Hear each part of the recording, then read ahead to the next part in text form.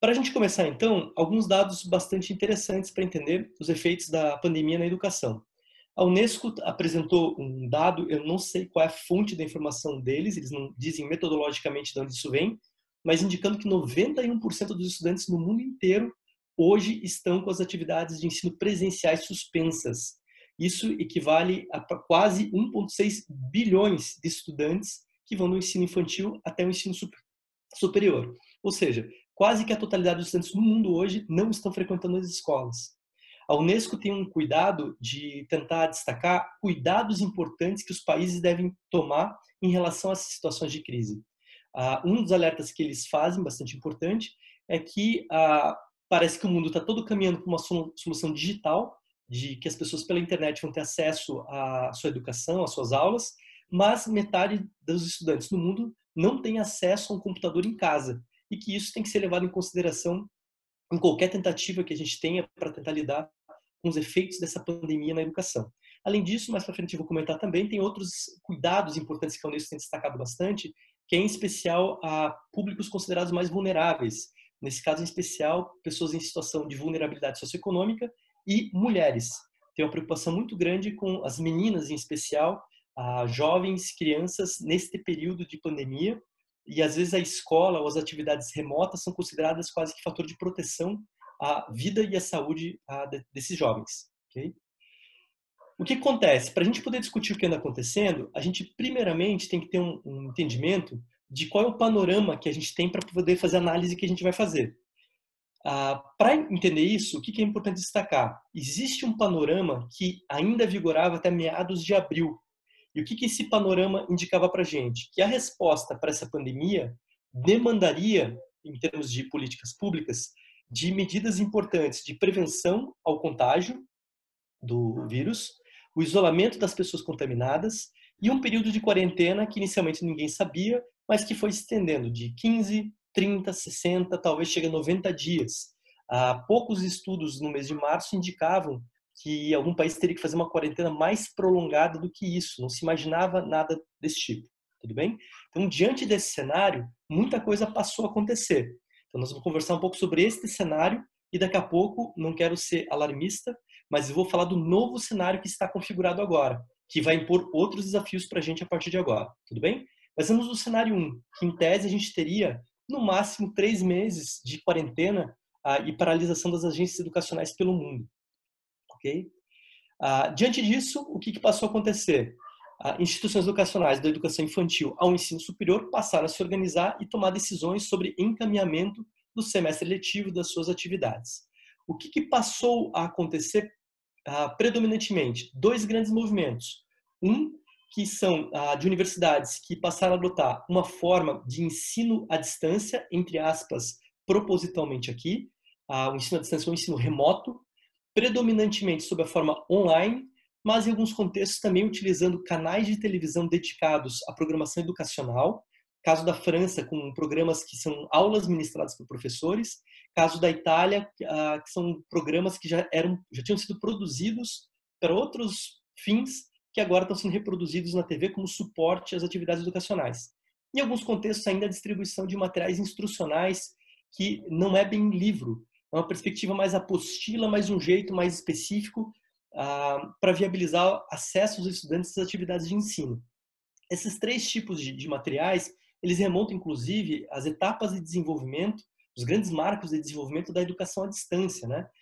Dos primeiros cursos de estenografia, de aprender a desenhar letras, que eram com material instrucional. Aqui no Brasil, a lógica do Instituto Universal, que disponibilizava materiais para as pessoas aprenderem em casa sobre ofícios e coisas do tipo, isso marca a primeira geração de educação à distância.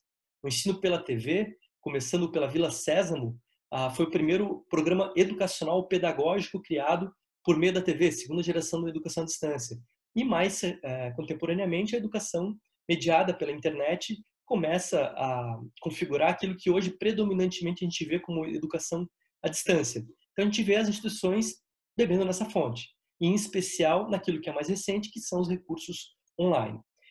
Em algumas instituições, quando se decretou quarentena ou se tinha já vistas que isso aconteceria, algumas instituições interromperam suas atividades e poucos dias depois, uma semana, 3 dias, no caso de algumas, 2 semanas, no caso de outras, um mês, no caso de algumas, eles começaram a trabalhar de maneira remota. Neste período fizeram o quê? Um planejamento institucional, pedagógico, de como viabilizar isso. Tá? No Brasil, dos relatos predominantes que recebi, a maior parte das instituições migrou simplesmente do dia para a noite nas universidades. Então, hoje, que é aula presencial, amanhã a cidade entrou em quarentena, então amanhã a aula é remota. Primeiro dia aos trancos e barrancos, depois também, e uma hora às vezes as pessoas acabam achando a maneira de fazer a coisa com aulas, com transmissão, ou assíncronas, ou coisas desse tipo. Tá? E algumas outras universidades suspenderam suas atividades, então não estão fazendo aulas. Aqui no Brasil, isso fortemente, no Brasil e no mundo, é representado em especial pelas instituições educacionais públicas, tá? Que não tem uma pressão econômica tão forte de ter que garantir recebimento de mensalidade dos alunos, coisas desse tipo, então, sob outra lógica de funcionamento, que avaliaram que num cenário de 90 dias não valeria a pena entrar no ensino remoto, que seria melhor fazer a reposição dessas atividades, tal como isso já ocorreu em muitas outras ocasiões de paralisação dentro na história das universidades ao longo dos últimos 100 anos, pelo menos aqui no Brasil. Tudo bem? O que é interessante notar também, é muito difícil querer saber um cenário das universidades no mundo, porque respeitando a legislação local de cada região, cidade, estado, país, as universidades gozam de uma prerrogativa de autonomia sobre a decisão de seus calendários em grande parte do mundo. Então, falar assim, as universidades na França é uma grande mentira, porque, na verdade, cada universidade talvez esteja funcionando de uma maneira bastante distinta, tal como está ocorrendo aqui no Brasil. Então, a gente conseguir esse cenário mais macroscópico é bastante difícil. Ainda assim, algumas instituições têm tentado esboçar o que está acontecendo pelo mundo hoje. Existe, por exemplo, um grupo de trabalho vinculado à União Europeia, que tenta entender a educação na União Europeia, e eles têm lá uma análise, a última atualização foi no dia 16, agora deste mês, mostrando que em toda a Europa, as instituições de ensino superior estão com as atividades presenciais canceladas, ninguém está fazendo atividade presencial, exceto nesse mapa a Alemanha. Só que o caso da Alemanha é um outro arranjo que eles fizeram, que foi com alteração no período letivo. Então, em tese, eles não estão suspensos, mas não está tendo aula. Então, enfim, está todo mundo parado na Europa inteira, ninguém está parado, ninguém está com atividades presenciais. Isso é fácil de identificar, tal como eles identificaram. Mas quais estão com ensino remoto, quais não estão, esse é um dimensionamento muito difícil de coletar dado, porque tem que ser instituição por instituição. E como eu descrevi, a gente está vendo a história em curso. Hoje o dado é diferente de ontem, então uma voltou, outra não voltou. Então é um dado que é muito confuso de tentar acompanhar. Alguns outros países têm histórias um pouco diferentes. Caso da China, por exemplo, nas universidades chinesas, eu não sei se há exceções, mas parece que predominantemente todas as universidades migraram para fazer um ensino remoto pela internet, um ensino online. O dado que se tem sobre isso lá existe de maneira mais compilada, porque acho que tem um controle estatal maior sobre isso tudo lá. Mas o que eles se tem como dado sobre o que eles fizeram lá de enfrentamento educacional? Primeiro, a ampliação do acesso público à internet. Então, eles quiseram viabilizar que todo chinês tenha acesso, que está estudando, que está na escola, em todos os níveis, tenha acesso aos materiais e plataformas online. Então, o acesso público à internet foi ampliado na China.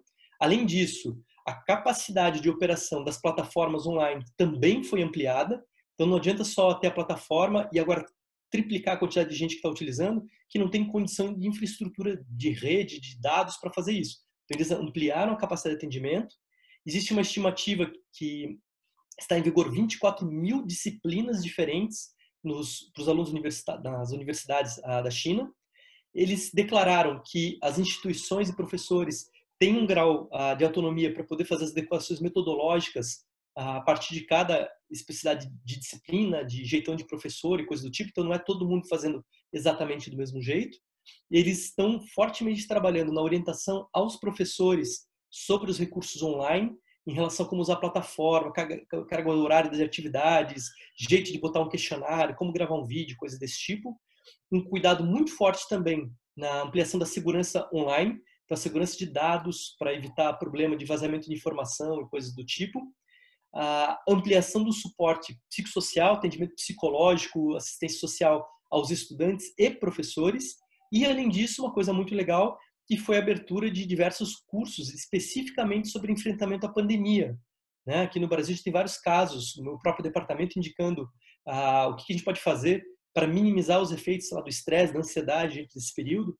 E lá eles estão ofertando isso como cursos específicos para os estudantes, para os professores, para a comunidade de maneira geral. Então, ou seja, a Europa tem uma realidade, China tem outra, Brasil tem outra, né? Nenhuma dessas ações que vocês estão vendo aqui que a China fez, por exemplo, a gente tem vigorando hoje aqui no Brasil. Aqui no Brasil, o que a gente tem? Primeiro, temos um amparo legal para fazer mudanças. Foi emitida já uma portaria e uma medida provisória pelo Ministério da Educação que autorizam a substituição de aulas presenciais para aulas por meios digitais. Isso exclui estágios, então nenhum curso pode estar hoje realizando estágios. A gente tem reporte já de cursos que estão fazendo, dizendo que depois vão validar e tudo mais. É uma atividade irregular, não poderia estar tendo estágios agora, mas aulas poderiam estar tendo.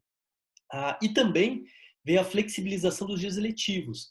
Então, as instituições têm que manter a carga horária, mas o tamanho do semestre ele pode ser ou mais enxuto ou mais alongado, desde que garantindo a carga horária. Então, tem mais possibilidades de flexibilização para poder responder agora às necessidades deste período. Tudo bem? O que a gente viu como decorrência disso?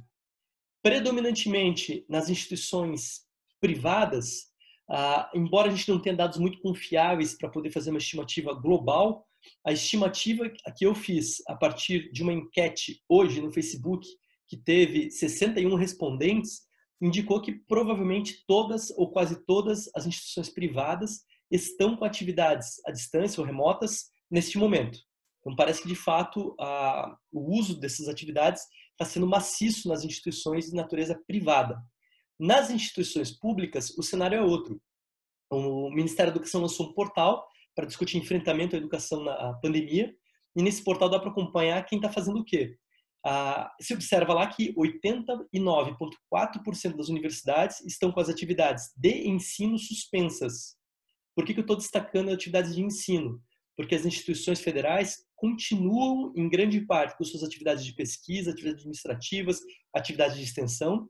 Em especial, tem sido bastante recorrente a gente observar na grande mídia as iniciativas de laboratórios de pesquisa das universidades federais brasileiras no enfrentamento direto à pandemia, seja na linha de frente, trabalhando com testes de medicação, protocolos de segurança, desenvolvimento de software, enfim, tem muita coisa acontecendo nas universidades, elas não estão paradas, né? As atividades de ensino, em especial de graduação, é que estão suspensas por esse período. Essa foi a decisão em grande parte das universidades que viu na ideia de repor, posteriormente à pandemia, as atividades que foram perdidas durante esse período, que isso criaria um prejuízo menor para a aprendizagem dos alunos. Como é que funciona um pouco essa lógica de parar e suspender as aulas para repor depois, ou a gente simplesmente ir para o ensino remoto? A lógica no mundo do trabalho, de modo geral, não só nas universidades, né? Quando você está num trabalho não essencial, que não é prioridade nesse momento de pandemia, durante uma quarentena, é viável fazer um home office? Se em tese, as pessoas vão para o trabalho remoto. Quando não é, trabalho é suspenso. Em muitos trabalhos, você nem tem reposição, é continuar de onde parou. No caso da educação, a gente não tem como continuar de onde parou. A gente precisa necessariamente fazer reposição daquilo que foi perdido. Nós não somos uma atividade que deixar de fazer algo depois pode ser esquecido. Nós temos que repor tudo aquilo que foi perdido. Então, na lógica do ensino superior, a adaptação disso se for viável home office, poderíamos ir a algum tipo de ensino à distância, um ensino remoto. Se não, suspende o ensino. E a decisão que muitas instituições tomaram foi com base nisso. Tem como a gente tocar? Vamos tentar tocar. Tem como tocar? Não, vamos perder qualidade, não tem condições estruturais, suspende atividades, faz reposição de calendário posterior a isso. Tudo bem? Agora anotem, eu durante todos os slides que apareceram o termo ensino à distância, eu utilizei aspas, né? Por que eu estou utilizando aspas? Porque ensino à distância não é só um ensino quando o professor e aluno estão longe um do outro. Não é a distância apenas que configura o que a gente chama de um ensino à distância. Existem condições para poder falar de ensino à distância. E o que caracteriza um bom ensino à distância? Primeiro, eu preciso ter recursos e materiais para poder viabilizar a aprendizagem. Isso quer dizer que não é só livro-texto, que é material de fato didático, pedagogicamente construído para favorecer a aprendizagem de um aluno sem a presença do seu professor junto a ele. Eu preciso ter condições de acesso a esses materiais e recursos. Não dá para só ter o material e o aluno não ter condição de poder chegar a ele. Eu preciso de professores e alunos que sejam qualificados ou capacitados para poder lidar com essa condição de ensino que está sendo criada, em especial quando a gente fala do ensino online, né? Então, a plataforma, os recursos, como é que faz, isso tem que ser dominado pelos agentes envolvidos. E uma variável bastante importante que é, eu tenho que ter infraestrutura para segurar esse sistema e suporte para poder garantir que a coisa funcione bem. Sem essas condições todas, a gente não está fazendo efetivamente o que é considerado como ensino à distância. Nós estamos fazendo alguma outra coisa. E aí a pergunta é, será que hoje o que boa parte das instituições de ensino estão fazendo, indicando que o ensino remoto, o ensino à distância, atendem essas características? Dá para dizer que o que está sendo feito é ensino à distância, efetivamente? Né? Por que isso é importante? Porque se for, a gente sabe algumas coisas muito importantes sobre o ensino à distância. Uma delas é, se a gente estiver migrando, de fato, para algo que atenda essas 4 características apresentadas, por mais que a gente tenha diversas limitações nessa transição, ainda assim a gente tem algum suporte com base em dados, um suporte empírico, para sustentar a ideia de que é possível fazer cursos com uma qualidade aceitável. Tá bom? Então tem dados para mostrar que sim, é possível aprender no ensino à distância. Isso, para muita gente, às vezes, quando a gente fala, as pessoas às vezes torcem o nariz, fazem cara feia, porque viveram experiências bastante ruins, traumáticas, desastrosas com o ensino, com algo chamado de ensino à distância, mas essas experiências casuais nossas, elas não caracterizam esse segmento, gente. Tá? Existe sim ensino à distância muito bem feito, Federal de Santa Catarina, Federal de São Carlos, enfim, tem um monte de instituições que faz isso muito bem feito, com uma avaliação do quanto os alunos estão aprendendo, acompanhamento bem sistemático, e a literatura científica nacional e internacional tem fartas evidências de que sim, é possível aprender bem com o ensino à distância. Tudo bem? Vamos destacar aqui que é claro que tem que se reconhecer sempre que o ensino à distância tem limitações, tem suas particularidades, é inviável a gente ensinar certas habilidades específicas, não sei, ensinar um médico a suturar, fazer ponto na pele. Como é que você vai fazer isso à distância? Não tem recurso, tecnologia para isso, tem que ser presencialmente, fazendo lá primeiro na esponja, depois em pele, aquela coisa toda. E, além disso, o convívio no campus universitário, ele propicia o desenvolvimento de uma série de outras habilidades e aprendizagens que quem fica longe certamente não desenvolve. Isso também está bem sistematizado na literatura. Tudo bem? Agora a pergunta é, mas e se a instituição não está viabilizando o EAD com todas essas características que garante qualidade, o que é isso que está sendo feito em parte das instituições de ensino por aí? Tem um termo que está sendo bastante utilizado na literatura, que é a ideia do ensino remoto emergencial. O que seria esse ensino remoto emergencial? Basicamente, quando a gente pega um ensino presencial, migra para uma alternativa agora que é online, de um modo não planejado, improvisado, sem prover recursos aos professores, e recursos, condições, treinamento, não qualifica eles de modo algum, para que eles viabilizem as atividades de ensino. Isso tem sido denominado como ensino remoto emergencial, tá? Não é EAD, tá? É uma outra característica, uma outra configuração de bastante improviso, como se fosse uma resposta rápida a uma situação emergencial. Eu não tenho os recursos, eu não tenho condições, mas eu faço alguma coisa. Ensino remoto emergencial, tudo bem? Se eu estiver fazendo ensino remoto emergencial, o que a gente sabe sobre a qualidade desse tipo de ensino? Ele é bom? Ele funciona? Ele tem qualidade? A resposta é muito clara na literatura. Não. Ele não funciona. E se funcionar em uma instituição ou com um professor, é por pura sorte. É porque você teve a sorte de ter um professor que teve informação pregressa para lidar com esses recursos, é alguém que tem acesso às condições para poder fazer a coisa viabilizar, é um contexto em que os alunos tiveram acesso para poder fazer toda aquela coisa, enfim, é muito mais acaso e sorte do que sucesso decorrente de um bom planejamento de ensino. Tudo bem? Não dá para esperar de um ensino remoto emergencial resultados melhores do que um ensino à distância ruim, improvisado. Então, se pega um curso de EAD bem ruim, não vai ser melhor que isso. Tudo bem? Alguns prováveis efeitos de um ensino remoto emergencial. Primeiro, os alunos não aprenderem aquilo que é previsto. Existe um efeito que é desconhecido sobre o tamanho da evasão durante a emergência, em função de insatisfação das pessoas e coisas desse tipo pelo curso. Dificuldade do aluno em acompanhar a disciplina depois de ter suspenso o ensino remoto e voltar ao presencial, porque ele não desenvolveu os pré-requisitos, ou seja, se nesse período da disciplina que eu estou fazendo ensino remoto emergencial, eu não aprendo aquilo que é importante, dificilmente, quando eu retornar, eu vou ter desenvolvido aquilo que era previsto. E aí a chance de fracasso e evasão escolar após o período de emergência, ele é muito alto. Tudo bem? Então, fracassar a aprendizagem nesse período, se voltar e os professores considerarem que o aluno aprendeu, que a matéria está dada, a chance de fracasso, de evasão, tende a ser bastante alto. Ok? Agora, veja só. Falei de EAD e de ensino remoto emergencial. É interessante também destacar que eu não estou falando de categorias que são estritamente dicotômicas. Ou é isso, ou é aquilo, que tem fronteiras muito definidas. Tudo bem? É provável que uma resposta emergencial que alguma instituição tenha dado num certo contexto se aproxime mais ao que é entendido por ensino à distância. Tudo bem?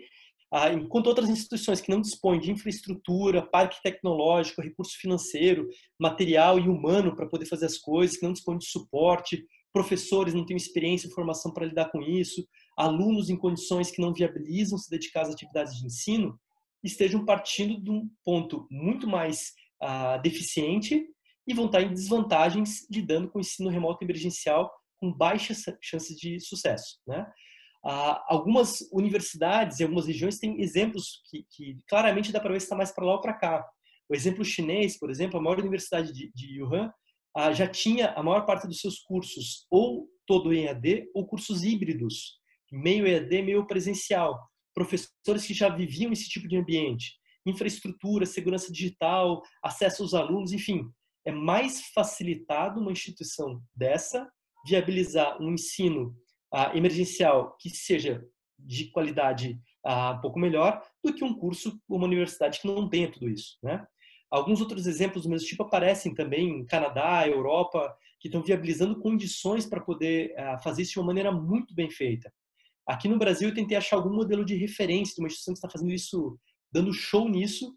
Achei algumas instituições que parecem estar fazendo um bom trabalho, mas que ainda assim estão cheios de controvérsias envolvidas. Eu achei melhor não citá-los, porque talvez eu acabasse fazendo elogios não devidos e não elogiando quem talvez esteja fazendo um bom trabalho em relação a isso. Enfim, acho que talvez o básico a ser dito é as instituições que simplesmente mudaram do dia para a noite, vão para o emergencial, dê um jeito de aula online e deixando, né, professores e alunos à própria sorte, provavelmente não estão conseguindo dar conta de fazer um ensino que de fato viabilize os alunos aprenderem aquilo que é importante, que era previsto nos planos de ensino. Alguns outros aspectos importantes nessa discussão também. Nem tudo que vai viabilizar um ensino remoto ser efetivo ou não nesse momento é controlado ou garantido pela universidade, né? Tem muitas coisas alheias ao contexto da instituição de ensino que também afetam. Exemplos, um aluno que precisa trabalhar para custear seus estudos, ou que a família está em crise porque estão desempregados ou eram informais e não estão conseguindo obter renda. Que condições esse aluno vai ter para parar para estudar e não para ajudar a produzir renda e por diante? Né? Vamos fazer o contraponto. Aqui no Brasil as pessoas estão com dificuldade às vezes para conseguir o apoio de R$ 600. O Canadá está dando uma bolsa de $1.200 para os estudantes que precisem de apoio para poder viabilizar a continuidade e permanência no estudo. Então, eu garanto uma condição socioeconômica que viabiliza o estudante focar no seu estudo. Tá? Isso é uma questão de política pública determinante em as coisas funcionarem ou não funcionarem. Locais que têm menor acessibilidade digital, que as pessoas não estão incluídas, não têm acesso ao computador, à internet, locais com grande desigualdade social, como é o Brasil, e locais em que políticas públicas não estão dando amparo para a população, provavelmente dificulta a gente viabilizar o ensino remoto emergencial que tem algum grau de qualidade. A gente vai falar de um cenário bastante precário para tentar promover educação. Aqui no Brasil a gente tem casos como diz o termo popular, do arco da velha, né? As secretarias de educação, agora eu não estou falando de universidades, mas secretarias de educação que dispensaram os professores e na mesma semana decidiram fazer online. Ou seja, é um planejamento tão improvisado e feito tão às pressas que na mesma semana que eu dou férias para professor, eu começo o ensino online e não tenho professor para executar ensino. Como é que concebe uma coisa dessa? Eu tenho instituições fazendo atividades online em que os alunos não têm acesso aos recursos e plataformas. né? Tem professores assim, demandados a trabalhar de maneira online que nunca transmitiram um vídeo na internet ou fizeram uma reunião online. Então, assim, é uma falta ou escassez de recursos, formação, condição, que muitas vezes inviabiliza a gente fazer um ensino de qualidade.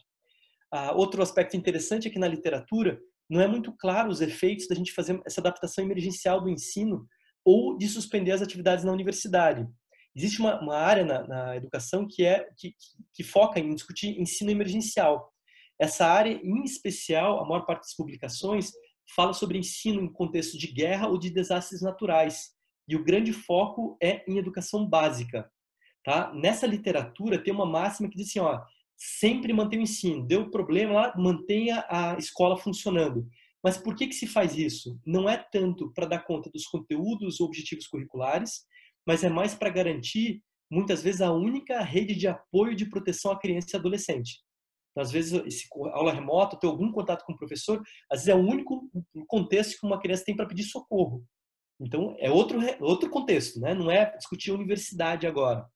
Além disso, não é claro o efeito que isso tudo vai ter sobre a dinâmica familiar. Então, não tem estudo, não achei nenhum estudo agora sobre o que está acontecendo, mas discussões online, em entrevistas, reportagens, discutindo o impacto negativo de estar fazendo aula ou ter que cumprir carga didática nas interações familiares nas casas em confinamento, e também gente defendendo que isso tem ajudado a tirar um pouco a cabeça de pandemia, das relações familiares e fazer alguma outra coisa. Ou seja, não se sabe se vai fazer bem ou mal para as pessoas, né?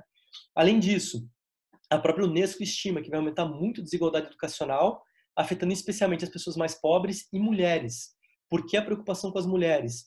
Porque além de serem com mais frequência vítimas de violência e coisas desse tipo, também existe culturalmente no Brasil e em muitos outros países uma tendência das mulheres serem mais sobrecarregadas com as atividades domésticas, dificultando muitas vezes para que elas possam dedicar às atividades de ensino. Então, talvez a universitária tenha que estar ajudando mais em casa do que o universitário. Tá? Isso tem um impacto também sobre a viabilidade das pessoas estudarem. E, além disso, uma discussão sem fim, que é como é que se avalia o desempenho, a aprendizagem dos alunos durante esse período de uma maneira efetiva. Tá? Então, não tem muito fim essa discussão, uma discussão gigantesca que se faz sobre como fazer essas avaliações. Okay?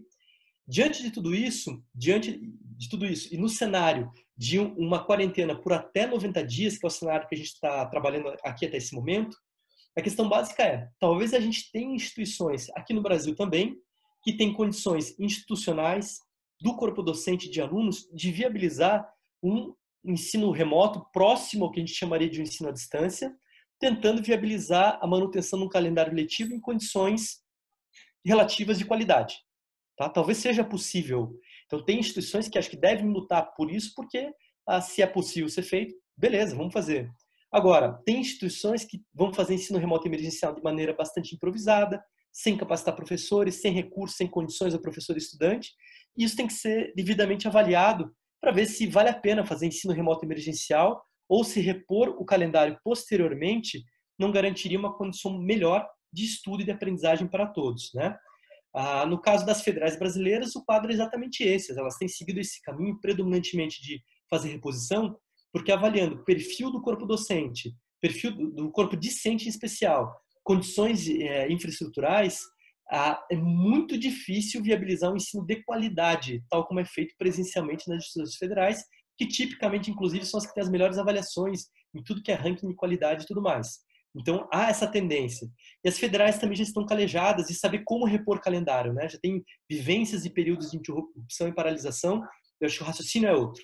Além disso, as federais parecem deliberadamente estar com essa agenda de pesquisa muito mais focada em ações de enfrentamento à pandemia. E aí você pegar professores, pesquisadores, estudantes de pós-graduação, graduação, que estão focados na pandemia agora, e voltar para o ensino regular, do dia a dia, certamente enfraquece as ações emergenciais que estão sendo feitas nesse momento. Então, os federais tomaram um caminho diferente da maior parte das instituições privadas. De todo modo, essa discussão toda que a gente está fazendo, ela é super importante para decidir o que fazer, mas ela só vale para um cenário de paralisação de até 90 dias. Qual é o nosso problema agora? Mudou o quadro. Tá? O cenário pintado nas pesquisas científicas agora é outro. Não é mais a gente fazer paralisação de 15, 30, 60 ou até 90 dias, que parecia ser uma coisa muito extremada. né? Um dos artigos que saiu na Science foi o primeiro a lançar a bola falando sobre isso, e na sequência saíram diversos outros, que projetam os efeitos da pandemia e como é que vai ser a resposta disso enquanto a população mundial não tiver acesso à vacina para isso. E aí o dado que se passou a trabalhar em diversas instâncias é que a gente não está mais falando de 90 dias de quarentena nas instituições educacionais, mas que talvez nós tenhamos que prolongar isso por mais tempo, talvez de modo intermitente, para um período, volta um período, mas isso não vai parar tão cedo, tá? E aí, diante desse novo cenário agora, a discussão precisa ser outra, tá? Se a gente para 90 dias, a gente sabe como resolver o problema de reposição de calendário em um ano e meio. Mas se a gente vai ter mais de ano de interrupções, mesmo que intermitentes no ensino superior, não dá para achar que a gente vai voltar a uma condição de normalidade para repor calendário acadêmico. E aí o problema agora é outro, tudo bem? Então, o novo cenário pintado agora pelas estimativas científicas que estão sendo lançadas é que a gente tem que ter um plano emergencial não mais imediato, mas um plano que tem uma duração um pouco maior, de no mínimo 2 anos. Tá? A gente está falando agora de um planejamento para discutir não o que a gente vai fazer na aula da semana que vem ou para fechar o semestre, mas nos próximos 2 anos de trabalho para frente, como é que nós vamos encaminhar essas discussões, ok? Como é que isso tudo agora vai impactar o ensino superior, né? Alguns dados. O Conselho Nacional de Educação do Brasil, por exemplo, ele já emitiu, na verdade o parecer não é o parecer final, mas ele já tem uma proposta de parecer fazendo uma análise toda desse cenário que indica que essa pandemia ela vai poder acarretar como decorrências dificuldade para a gente viabilizar a reposição presencial das aulas nesse período, comprometendo o calendário de 2021, 2022 para todos os níveis de ensino. Vamos ter problema, retrocessos no processo educacional de aprendizagem, nós não vamos ser ileso desse processo. Vamos ter danos estruturais sociais para estudantes, em especial os de baixa renda. Tá? Vai ser difícil lidar com uma condição que de fato viabilize e garanta acesso e inclusão para todos. É a busca que a gente tem que fazer, mas isso vai ser uma grande dificuldade. E já se prevê o aumento na taxa de evasão, de fracasso e evasão escolar. O grupo de estudos sobre educação da União Europeia também já anunciou que muito provavelmente não haverá aulas presenciais neste ano na Europa. Já foi decretado em alguns locais que está voltando, os alunos de final do ensino médio que vão ingressar para a universidade, sabe? Tem algumas iniciativas indicando para isso. Na China, algumas instituições já voltaram alguns anos específicos da educação, tem encontros presenciais com outras medidas de segurança, mas o fato é, o cenário é outro, gente. Tá? Nós não vamos mais discutir agora o que a gente vai fazer se a gente para agora para repor, mas tem que pensar um plano de mais longo prazo. E isso agora vai exigir um esforço muito grande nas instituições de ensino. Tá? Um esforço que talvez a gente não tenha feito, não tem precedente para discutir uma coisa dessa. Tá? Talvez a última coisa grande que tenha acontecido no Brasil tenha sido a discussão da reforma universitária, a LDB, mas a gente está falando de uma coisa que é emergencial, que o tempo é curto, que tem que correr para achar algum caminho para minimizar o impacto sobre alunos, sobre a sociedade, sobre professores, sobre as instituições de ensino, né? O Conselho Nacional de Educação, dentro da sua proposta de parecer, tem um trecho bastante interessante que acho que vale a pena a gente ler, que é o seguinte: olha, tradicionalmente no Brasil, quando tem suspensão de aulas, posteriormente se faz reposição presencial. Porém, considerando a possibilidade de uma longa duração do período de emergência, pode haver dificuldade para uma reposição que não impacte o calendário de 2021 e que também não acarrete retrocesso educacional para os estudantes. Por isso, o Conselho Nacional de Educação recomenda que sejam permitidas formas de reorganização dos calendários, utilizando as duas alternativas de forma coordenada: reposição presencial após emergência e atividades não presenciais. Então, o Conselho Nacional de Educação já está pintando esse cenário.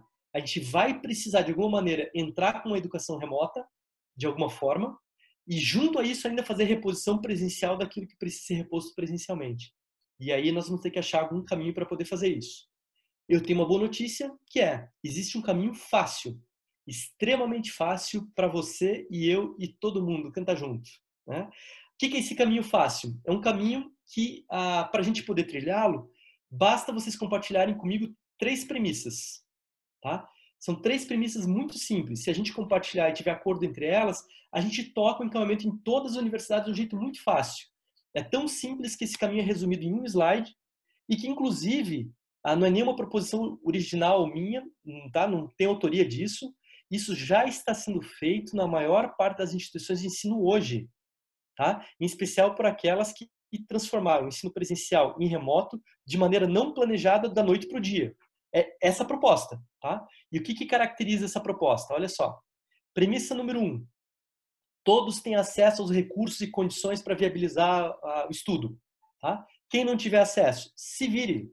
Ou a gente vai ter que dar um jeito, tá? Eu estou sendo irônico aqui, tá? Entendam bem isso. Estou partindo do princípio que as pessoas têm acesso. Não é a realidade brasileira, né? Vamos ser bastante sinceros. É a realidade de alguns contextos, talvez no próprio Brasil, mas não é a realidade predominante aqui. Segunda coisa, todos estão em condições de fazer ensino remoto. Então, o professor tem condição de, em casa, fazer isso. Ele não é, sei lá, uma mãe solteira com um filho de 1 ano que tem que estar dando aula online, transmitindo no horário de aula, e a criança não pode ir para a creche, não tem outro cuidador. Então, eu vou dar aula com meu filho aqui no colo para vocês, que vai chorar, que vai berrar, sei lá o quê. Eu posso ser população de risco, posso, né, estar cuidando de alguém que é de risco, enfim. Os alunos a mesma coisa.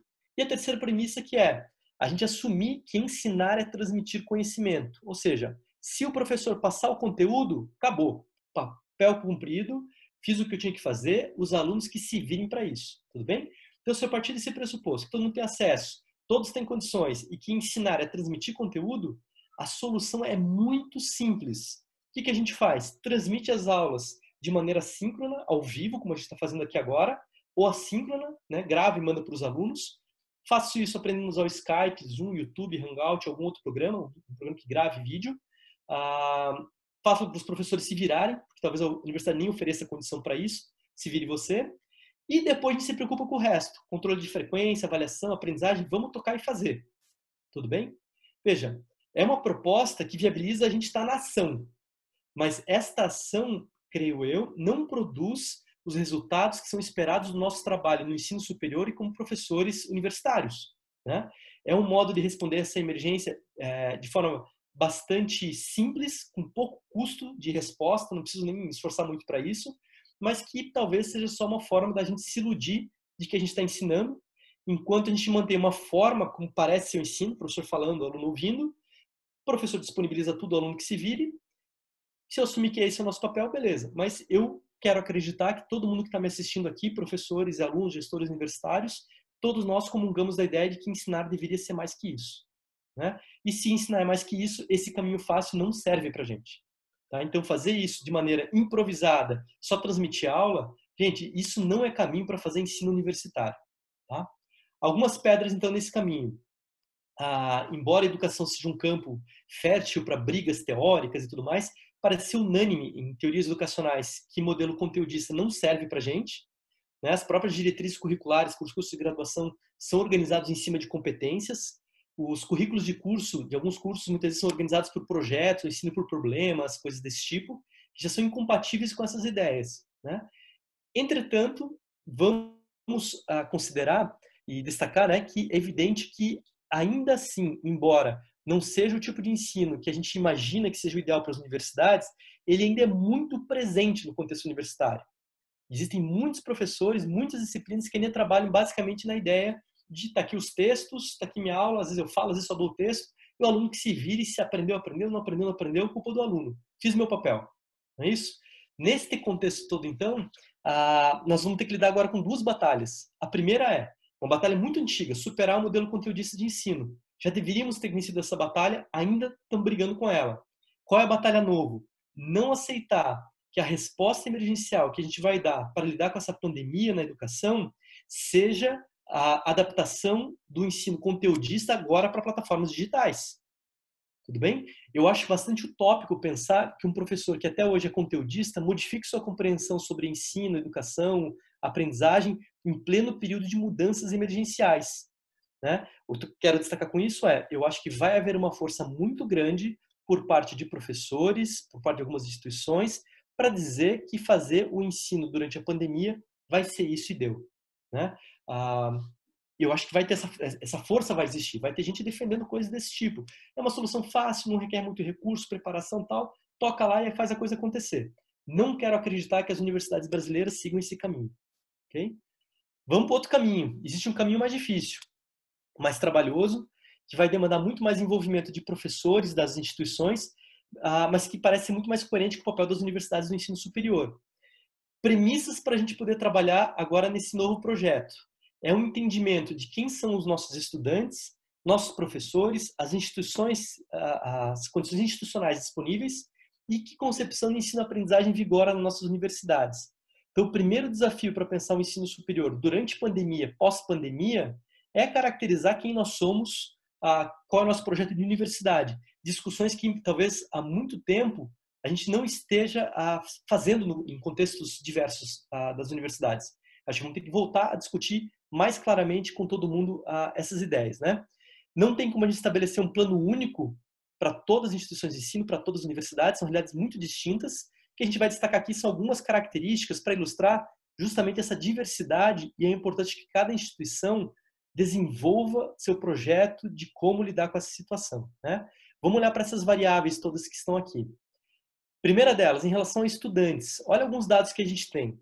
No Brasil, 74% das residências acessam a internet. Dessas, 98% é por celular. Só 43% das residências têm microcomputador. Ou seja, pensar em termos de escala Brasil, ensino remoto online, já esbarra numa dificuldade, que é conectividade e disponibilidade de recursos. Muitas plataformas dependem de computador, não dá para fazer só no celular, né? Além disso, se a gente for reduzir o quadro só para as federais, nós temos hoje nas federais 53% de estudantes que têm uma renda familiar per capita de até um salário mínimo. Isso quer dizer famílias que não estão na abundância, que provavelmente têm restrições orçamentárias para o seu dia a dia, para ter que trabalhar, para ter recursos para poder estudar, condições de estudo e por diante. Tem um predomínio de mulheres, já destacamos alguns riscos adicionais para elas em função da nossa cultura bastante machista. Temos um grupo predominantemente de pardos, pretos e quilombolas nas universidades no Brasil hoje, e ainda uma população indígena, que talvez possa parecer pouco para alguns, 0,9%, mas esse já é um número expressivo dentro das universidades e são alunos que nós não vamos ou não devemos deixar para trás, né? Então, um aluno que mora numa aldeia, como é que chega a ele? Tudo isso. Tudo bem? Vamos garantir conectividade para todos os alunos? Que condição a gente vai criar? Estou destacando tudo isso para quê? Para indicar que cada instituição vai precisar descobrir sua própria realidade com base nos dados que já tem disponível e com base nesses dados que já estão disponíveis sobre perfil no censo da educação superior, dá para saber que soluções só online vão ter problemas no nosso país. É meio delirante achar que todo mundo no Brasil vai conseguir acessar, todos os universitários não vão conseguir acessar. Tá? Algumas universidades pelo mundo, como o caso da Universidade de Manitoba, no Canadá, ela está disponibilizando a todos os seus alunos que não têm um computador. Todos que não têm acesso à internet, acesso à internet. Então, dispondo recursos para viabilizar processos educacionais. Tudo bem? Tudo isso para indicar. Tem uma série de cenários conturbados para poder discutir isso. E uma coisa que eu acho que ajuda muito a pensar é que talvez considerando o perfil de alunos e tudo mais, é provável que muitas instituições precisem flexibilizar um pouco prazos dos períodos do calendário acadêmico, ter condição de oferta de suporte adicional para os alunos estudarem, avaliar bem como é que vão ser feitos os processos de avaliação desses alunos e coisas do tipo. Tá? Segunda dimensão para avaliar, para estabelecer um plano de ação. Perfil de professores. Nós somos um grupo de quase 400 mil professores universitários no Brasil hoje, né? Onde que se forma um professor universitário? Programas de pós-graduação. Compete aos programas de pós-graduação, mestrado, doutorado, a formação profissional de professores universitários. Problema que já se tem um diagnóstico há muito tempo, mas que continua atual. A grande maior parte dos programas de pós-graduação no Brasil não focam a formação de professores. Tudo bem? E esse problema implica o quê? Que muitos professores que estão nas universidades hoje têm uma formação pedagógica deficitária, não estão atualizados em relação a procedimentos de ensino, metodologias de ensino e coisas desse tipo. São grandes especialistas nas suas áreas de atuação, mas pouco conhecedores da pedagogia, que reproduzem aquilo que viu como estudante, aquilo que acha legal, uma dica que viu de lá ou de cá, mas não são pessoas consideradas formadas ou qualificadas tanto para a docência. Além disso, nós temos uma característica que é, entre professores, nós temos população de risco, gente que está tendo que cuidar de outras pessoas, enfim, gente com muitas condições. Talvez nem todos os professores possam continuar fazendo tudo o que estavam fazendo antes da pandemia. Talvez a gente tenha que remanejar alguns planos do que acontece nos departamentos e cursos. Tá? Solidariedade e respeito vai ser fundamental agora para a gente reordenar trabalho entre colegas de cursos e departamentos. Tá? Não parece que vai dar para manter as coisas tal como eram, sem nenhum tipo de reavaliação. Quanto às instituições, também precisamos de um diagnóstico preciso, né? Que infraestrutura tem, que recursos para poder fazer as coisas, que parque tecnológico, servidor, licença, software, aí por diante. E também no contexto das federais, vale lembrar que, embora a verba para os gastos obrigatórios tenha sido empenhada para as universidades, a verba discricionária que as universidades têm para poder fazer investimentos numa adaptação em alguma coisa, elas estão com cortes muito grandes. Tá? Então, a possibilidade, os recursos financeiros para as federais hoje viabilizarem planos de manter qualidade e tudo mais com adaptações naquilo que já faz, não é algo tão simples hoje. Okay? E a quarta dimensão, que é a concepção de ensino superior. Né? Existe muita diversidade em relação a concepções pedagógicas e por diante. O que eu acho importante destacar? Toda universidade, ou pelo menos nas maiores, sempre terão cientistas capacitados para ajudar a planejar uma concepção de ensino superior e propor diretrizes pedagógicas nesse contexto emergencial. Professores do departamento de educação, pedagogia, psicologia de educação, enfim. O pedido que faço é: gestores universitários ouçam seus especialistas. Não tomem decisões fechadas em seus gabinetes. Escutem seus professores. Vocês têm um corpo de professores qualificados para discutir justamente o que precisa ser discutido nesse momento. Né? Algumas instituições, às vezes, têm um fetiche em contratar, às vezes, consultores externos, mas que, às vezes, são habituados a vender um tipo de solução, um produto que eles estão habituados. E ninguém está preparado para lidar com essa pandemia. Tá? Ninguém se projetou para lidar com um cenário desse tipo. Então, dê voz aos especialistas, ouçam seus professores. Alguns comentários bastante genéricos para a gente orientar essa discussão. Primeiro deles: não existe ensino se não tiver aprendizado. Então, assumir que o professor dispor conteúdo é aula dada, gente, talvez as universidades tenham que superar esse entendimento, porque não faz o menor cabimento a aceitar uma condição como essa. Né? Não existe a lógica de conteúdo dado. Existem coisas que são aprendidas. O aluno aprendeu ou não aprendeu. Se não aprendeu, é um problema nosso também criar condições para a aprendizagem desse aluno. Né? Nesse sentido, ensinar não deveria ser sinônimo de uma aula expositiva.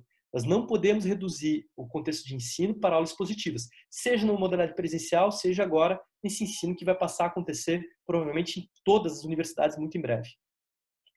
O que se espera no ensino superior? Né? Tem muitos entendimentos para isso. Eu peguei um entendimento mais genérico, porque não estou aqui para fechar projeto de ninguém ou fechar concepções de ninguém, mas existe um documento chamado Relatório Delors, um documento da Unesco, publicado em 96, que discute um pouco perspectivas do ensino superior no mundo. E lá se discute que, olha, não é o aluno saber coisas. Então, eu tenho que entender que uma educação nível superior envolve eu dominar processos de conhecer, metodologia científica, como lidar com os fenômenos, e também conhecimentos de uma profissão, que é aprender a conhecer. Eu preciso aprender a transformar informações e conhecimento no meio da conduta profissional. Não adianta eu saber falar o que é alguma coisa, eu tenho que saber fazer a coisa. Eu preciso aprender a fazer. Eu também preciso desenvolver uma perspectiva de cooperação e compartilhamento de conhecimento e ajudar a ensinar pessoas a lidarem melhores com os fenômenos dos dias a dias. Isso é eu aprender a conviver com os outros. E também preciso desenvolver outras habilidades, como raciocínio lógico, pensamento crítico, e outras habilidades que desenvolvam ou favoreçam a nossa autonomia, que é o que nesse relatório é chamado de aprender a ser. Tudo isso para dizer basicamente o quê? Ensinar é mais do que passar conteúdo. A gente no ensino superior visa desenvolver habilidades, competências, comportamentos profissionais de nível superior que facilitará as pessoas a lidarem melhor com os fenômenos e necessidades da vida em sociedade. A gente espera formar profissionais capazes de promover transformação social. Levar esse compromisso a sério vai requerer da gente mais do que simplesmente fazer uma aula qualquer expositiva e por diante. Então, a gente vai ter que fazer bastante coisa em relação a isso. Sobre isso ainda, lidar com esse ensinar, não só falando conteúdo, na literatura tem um monte de perspectivas, ideias, mas eu peguei 3, talvez as mais conhecidas, que é, olha, ensinar às vezes se faz por projetos, por problemas, por competências e por diante. Tudo isso é importante, ou metodologias embasadas em Paulo Freire, tudo isso indica que a gente precisa promover atividades que de fato as pessoas aprendam bastante, né? E vou pular um pouquinho, eu acabei de ver que estou me estendendo bastante no horário, peço desculpas para isso aqui. Eu vou pular só um pedacinho, se vocês me permitem, para a gente pular um pedacinho para dar conta aqui do horário. Ah, caminhos, né? Temos problemas, tem metodologias, tem conhecimento e a gente não quer fazer um ensino conteudista, que é um ensino de qualidade para as universidades. Que caminhos nós temos? Separei duas perspectivas, para os gestores universitários e para os professores universitários.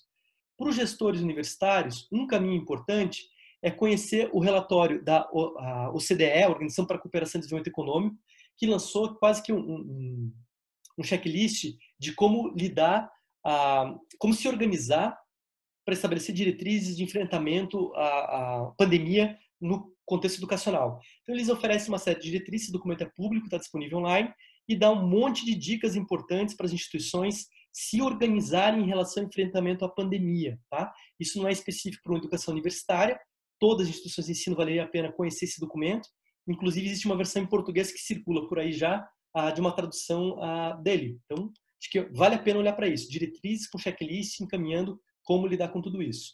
Além disso, algumas coisas que são importantes do meu ponto de vista.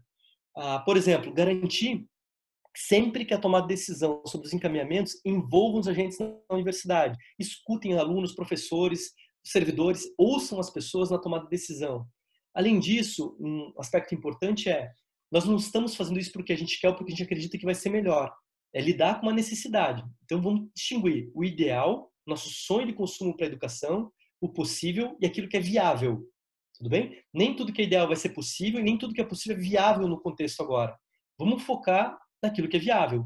Pés no chão para fazer aquilo que nossas instituições dão conta de fazer nesse contexto, tentando garantir a qualidade da melhor maneira possível, né? Além disso, a instituição precisa ter clareza sobre a sua concepção de ensino, que vai orientar essa educação remota ou híbrida, ou dar parâmetros de como as coisas vão funcionar. Sem os parâmetros de funcionamento mais gerais, vai ser muito difícil a gente poder trabalhar.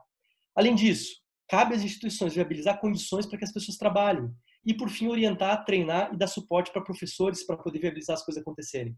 Tá? O treinamento de professores para as tecnologias vai ser fundamental nesse momento. Para os professores, 10 considerações bem rapidinho. Primeiro, identificar o que é possível ensinar remotamente, assumir que nem tudo vai dar, e aí nós vamos ter que planejar essa hibridização, o que vai ser reposto posteriormente, ou quando possível, de maneira presencial, mas o que dá para fazer remotamente. Não dá para assumir que nada se ensina remotamente porque eu não gosto, porque é esquivar de um problema, né? Aí é não fazer aquilo que deve ser feito, é simplesmente querer não lidar com o problema que está existindo. Precisamos lidar com isso agora. A outra dica é fortalecer redes de pesquisadores da área. Então, tem gente, colegas seus, lidando com os mesmos problemas de montar material de aula, atividade, sei lá o quê, pelo Brasil inteiro, no mundo inteiro. Compartilhar agora esses materiais didáticos e tudo mais vai ajudar a gente a ganhar terreno rápido. Tá? Então, fortalecer redes de pesquisadores e professores das mesmas áreas pode ser bastante útil. Não se incomode se quiser fazer aula expositiva, faça, se achar que é importante, faça. Invista, uma dica, em ensinos com metodologia ativa, bote o aluno para fazer coisas, proponha projetos, lance desafios, peça para ele fazer coisas, sempre em pequenos passos. Não peça para ele entregar um artigo pronto, mas ensine ele passo a passo de um processo, o que ele precisa fazer, dá uma situação, problema, vê o que ele faz em relação àquilo, próximo passo, garanta feedback e avaliação daquilo que o aluno vai fazendo ao longo do tempo. Né? Invista nesse período muito na produção textual do aluno, não só porque é mais fácil online do que a comunicação interativa, mas porque é a melhor forma de comunicação para desenvolvimento de pensamento crítico. Tá? Vale muito a pena exigir do aluno produção textual e a gente dá feedback sobre isso. Feedbacks, avaliação formativa, pessoal ou automatizado no sistema, se for possível. Faça muito feedback para aquilo que o aluno faz. Contexto que dá, usar avaliação de pares, tem alguns recursos de ambientes virtuais de ensino que viabilizam esse tipo de coisa. E, por fim, acompanhar cada estudante, garantir um meio de ter acesso para ver se os alunos estão fazendo as atividades, acompanhar eles e oferecer ajuda sempre que possível. E também, se possível, ter monitores que lhe auxiliem no desenvolvimento do seu trabalho. Ter monitores pode ser algo bastante facilitador para que as coisas funcionem bem. Para fechar, o que vai acontecer pós-pandemia? Nós não voltaremos a uma condição de normalidade tão cedo. Tá? O ensino tal como a gente conhece, o cenário é que não volta a ocorrer tal como era. Então, nós vamos ter que nos adaptar agora para uma nova realidade, no mínimo pelos próximos 2 anos. Né?